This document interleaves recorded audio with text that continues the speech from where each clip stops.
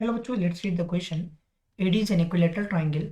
Is an altitude of an equilateral triangle ABC on AD as a base and the equilateral triangle AD is constructed. Prove that area of triangle AD ratio ABC is equal to 3:4. So we are very much familiar with the concept. We know that we are going to talk about the key concept first. Key concept. तो अगर हम अपने की concept की बात करते हैं, so we know that if two triangle are equilateral, अगर कोई भी दो ट्राइंगल इक्विलेटरल है, so they will always be similar. they will be similar, वो आपस में सिमिलर भी होंगे अगर दो इक्विलेटरल ट्राइंगल्स हैं देन ओनली. तो basically let us talk about the diagram. हम डायग्राम की बात करते हैं. ये हमारे पास एक फिगर दिया गया है A B C. Let's say this is my triangle. यह है ए बी सी और यहाँ पे हमारा ए डी जो है वो एक एल्टीट्यूड है जो कि परपेंडिकुलर होगा एल्टीट्यूड.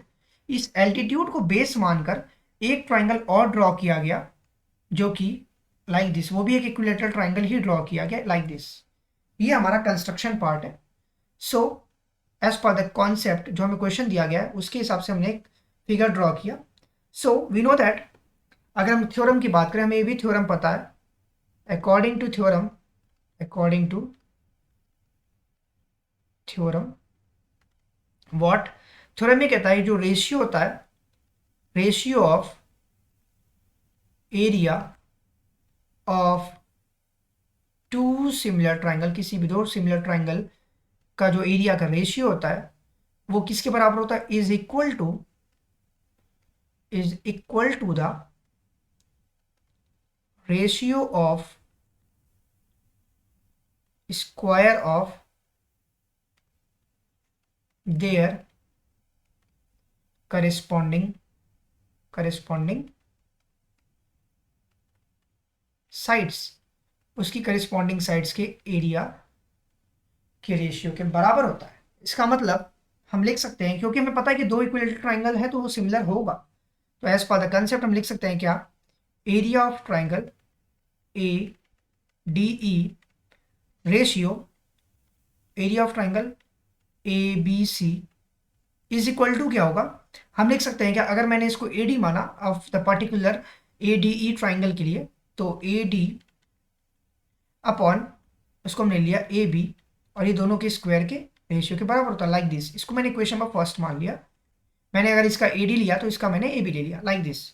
नाउ हमें पता है कि triangle A B C equilateral triangle यार एंगल बी जो है वो 60 डिग्री, हमें पता है कि वो 60 डिग्री ही होगा.